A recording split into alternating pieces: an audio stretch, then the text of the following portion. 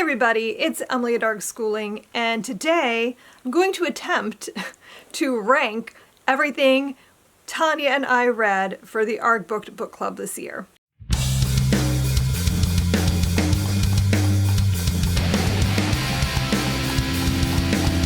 So I have here with me the 10 books that we read together this year. So I'm going to start by just going through each book and telling you what we read, and then I'm going to try to rank them from like the least liked book to my favorite of the year. Hey everybody, Editing Emily. I just wanted to kick off this video and say that this has been one of my favorite years of book club. I've been doing this, I think I want to say this was my fourth or fifth year doing the Arrrgh Booked Book Club, and like this was just such a great reading year. I feel like having Tanya along the ride was just so much fun. I love so much getting Tanya's perspective on the reading. She's so super smart and she's so articulate and has so much great stuff to add to the conversation. So that alone, I think, has just elevated the experience for me. But also, I feel like having someone else to bounce book ideas off of, and the books we came up with this year have been exceptionally great. And this was so hard to rank, but I think it was a great reading year. I hope you guys agree. But I wanted to pop in and just say, like, because I don't think I didn't remember to talk about that in the video, but like, I just wanted to say that this was like a really stellar reading year, and I'm just so glad that you guys were along for the ride. So let's get back into the video where I'm going to recap what we read this year. Starting out with The Witch and the Tsar by Olesya Salnikova-Gilmore. This is a historical fantasy set in Russia with a lot of like mythology and stuff mixed in, where we're following a character who has to get involved with Ivan the Terrible's wife and like help her. I don't really remember clearly all the details about this one, but this is what we kicked off the year with in January. In February, we read Atomic Anna by Rachel Barenbaum. This is another historical fantasy. This one leans more into science fiction, and it's about a woman who is trying to go back in time to prevent the Chernobyl disaster from happening. This is like a multi-generational family saga. We're following like 3 different timelines with women from this family and like their experiences as this woman is like hopping through time, trying to stop this event from happening and getting them involved in it. In March, we read The Postcard by Anne Berest. This is nonfiction, and I've been describing this as a family memoir because this is about a woman who gets a postcard in the mail with just names of her grandmother's relatives or her mother's relatives. I think it's her grandmother's relatives, and they don't know what's happening or why they have it. There's no return address. It's just this weird random thing that happens, and all of those people died during the Holocaust. So she's trying to understand, like, one, why did she get this piece of mail, and what happened to these family members. So it's sort of her journey through uncovering that. Then in April, we read Theatre of Marvels by Leanne Dillsworth, and this is Victorian historical fiction. It is, like I said, set in Victorian London. It's about a biracial woman who is a part of a theater, and like all she wants to do is act and be on the stage, and this is a story about like her sort of coming to terms with her place in Victorian society and how people see her. I couldn't find Salt to the Sea.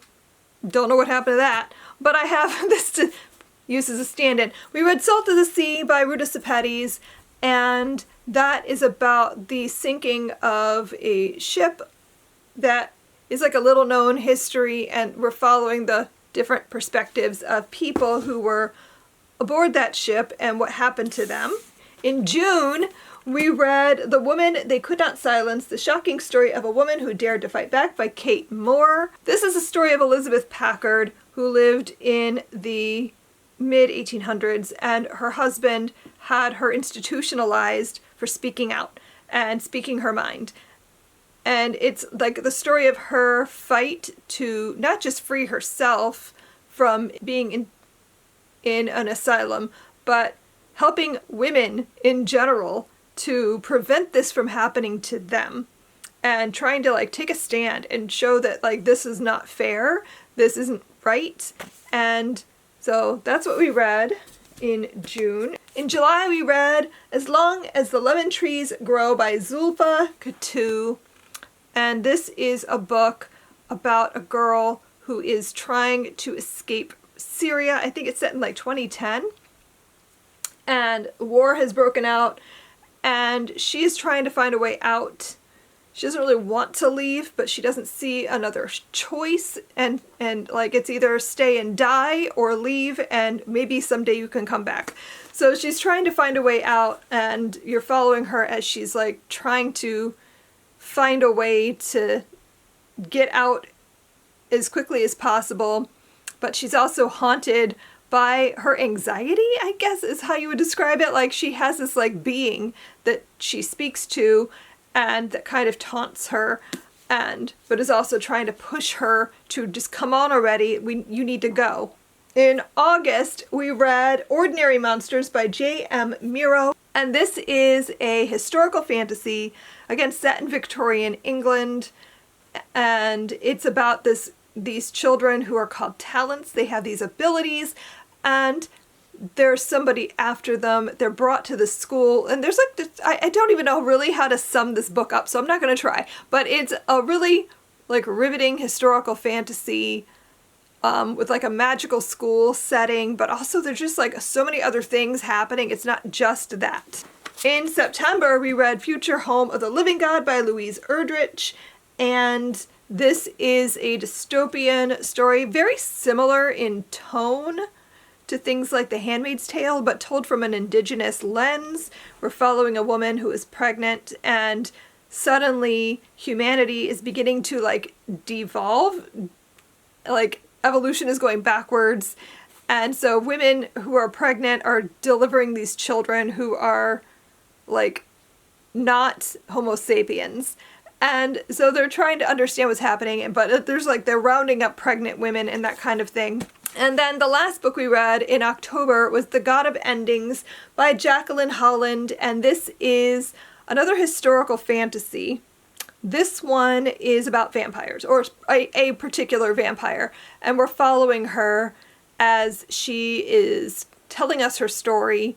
She was made a vampire in like the 1830s, I think, when she was like 10 years old, but we're following her in modern day, being 1984, I think, as she is sort of reflecting back on how she became a vampire, what happened to her years at different periods of time, and her reflecting on like how she's tried to hold on to her humanity and where that and has her in the 80s and like what's happening now because of her story. So, okay, I'm gonna try. I'm gonna try to figure out my ranking. Starting out with books that just were not for me, were not favorites. I'm gonna start with The Witch and the Tsar. And I think I've just read so many really good mythological type stories that this did not work for me as written. I feel like this sort of meandered a lot. I don't really remember it very well. We read this way back in January, so like my memories of it are fuzzy because this did not like stick. This is a sort of book that I read and went, and then never thought about it again. So picking this up and trying to remind myself what I thought of it is hard because it just did not really stick in my memory. Then Theater of Marvels by Leanne Dillsworth is another one that, again, like did not really stick in my mind, and I cannot remember a whole lot about the plot. Like, I think there were elements of it that were sort of interesting, but overall, this just does not, I don't really remember much about reading it. And then I'm gonna reluctantly put Salt to the, this isn't it, Salt to the Sea. This particular book was fantastic, but we read Salt to the Sea. So I did not love Salt to the Sea. For me, this was a very forgettable story. It has a really interesting premise, like the learning about this ship that sank that was like an untold piece of history, or a very little known piece of history. That I found interesting, but none of the characters in this book really felt like real characters. They were all kind of caricatures of different people that may have been in this situation. You know what I mean? So like, it doesn't, there's no character development. It felt almost like a stage play. There were times too with like the chapters are really short, and there were times where it was like each chapter was just like a line or two that each of them would say, and it just felt like they were all on stage reciting lines. You know what I mean? So I like this book in theory, but it was probably my least favorite Ruta Sepetys book I've read. Those were like the ones that I did not like that much, that I gave the lowest ratings to. The next 4, these are all like books that were good, but I wish they could have been a little better. And I'm gonna start with Future Home of the Living God by Louise Erdrich, because this felt really underdeveloped to me. This felt like a first draft. I want more from this story. I felt like there were so many moments where she started to go in an interesting direction and then pulled back. And it was very like, just almost like an internal, like, this is a dystopian, but we're only focusing on this one person and what she's dealing with, when there was so much happening that I felt like we were missing, that it would have like added to the story if she would have shared that knowledge with us. Like, there was just so much that could have been done here that I think would have made this book amazing. And in the end, it ended up just being like a 3-star for me. Then I want to talk about Atomic Anna, because this is another one that I felt like had so much potential. And I did really enjoy this. I think I gave it 4 stars. And I don't think I would retract from that. I think I'd stick with my 4-star. And I really liked it enough that like I still think about it on a regular basis. But I remember while I was reading it thinking that it was missing something, and I don't know what that was, and I would probably have to reread it to figure that out. But this is a book that I wanted more from, that could have been better. I think the ending too kind of almost ruins it, in that it just wraps up very tidy, and I would have liked a little bit more of the chaos we were getting throughout the rest of the book to have reflected on like how this ended. This is where it starts getting hard. Then I'm gonna, I'm gonna go with As Long as the Lemon Trees Grow by Zulfa Katu. Now, hear me out. These books from here on out, these are all like 5-star reads. But I have to rank them, so I'm gonna put this here. I liked this a lot. I don't know why I'm putting it here, just that I liked the other things a little bit more. Trying to remember, like, I feel like this is another one that like I wanted a little bit more from. Like, I did really like it. And I feel like this did give us like a really, really great discussion. But when I look at the other books I have beside me, I think this one belongs in this spot, if that makes sense. And then I have The Woman They Could Not Silence by Kate Moore. This was fascinating. Like, I hope Kate Moore writes like a whole bunch more things like this, because this and The Radium Girls are 2 of my absolute favorite nonfiction books I've ever read. They are so riveting. Like, the way she tells a story is so engrossing. This is, like I said, it's about a woman named Elizabeth Packard who is wrongfully institutionalized by her husband for deeming to speak her mind. Like, she disagreed with him on some things and wanted to have a like healthy debate, and he did not take kindly to that and put her in an asylum and took her away from her children, and she languished there for years until she was able to convince people that she was not insane, that she was wrongfully put into this institution. And she talks a lot about all the different reasons women might have been put into an asylum. And some of the stuff in this book is absolutely horrific to read.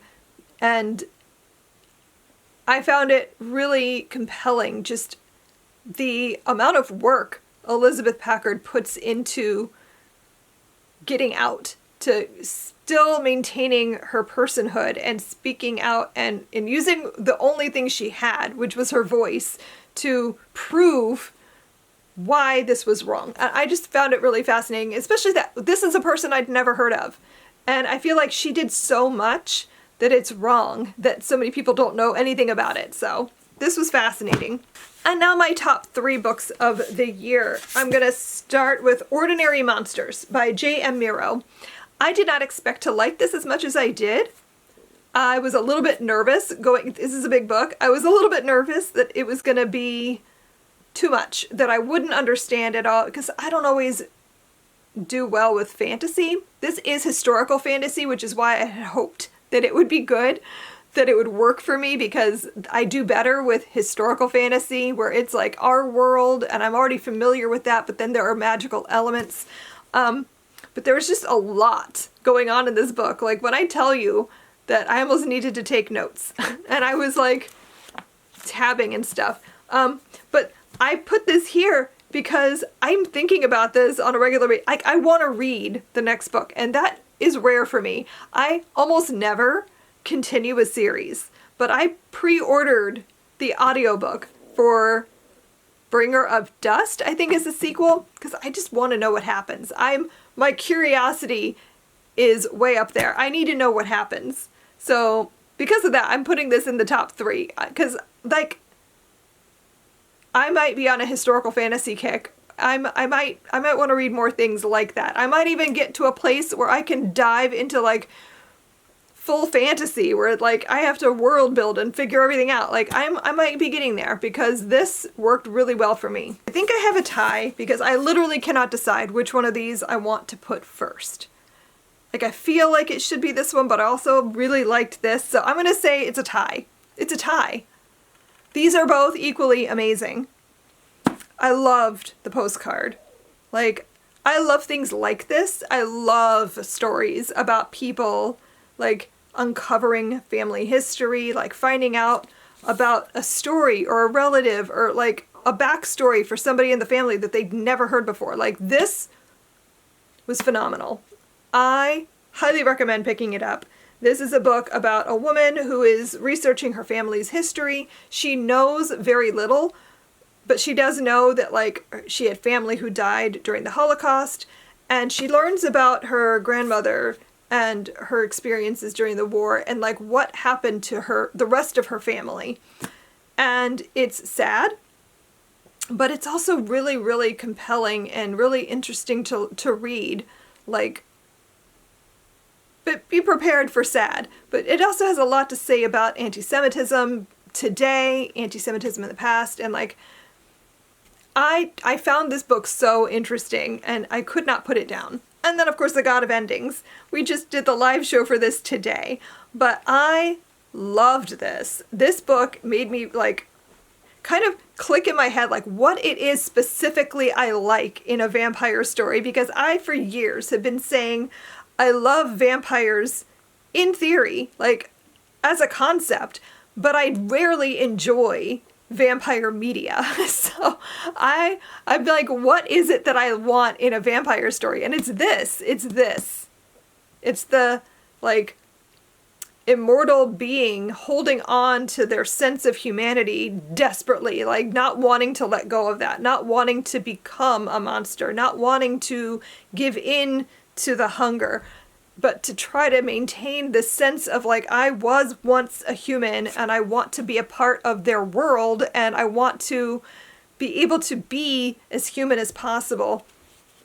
And like, grappling with that like sense of like, I'm stuck here, I'm immortal, everyone around me is going to die, I have to constantly move around to like prevent people starting to notice weird things about me. Like there were several times where she's like, I don't really want to have to call the police because I don't want anything on file where they have to like maybe come back to me later and like start to put together weird things about me, you know? So I don't know, I thought this was really well done. Such a great story. It's a debut, so I'm very, very excited to see what else Jacqueline Holland writes because this was gorgeous. Like the writing was stunning.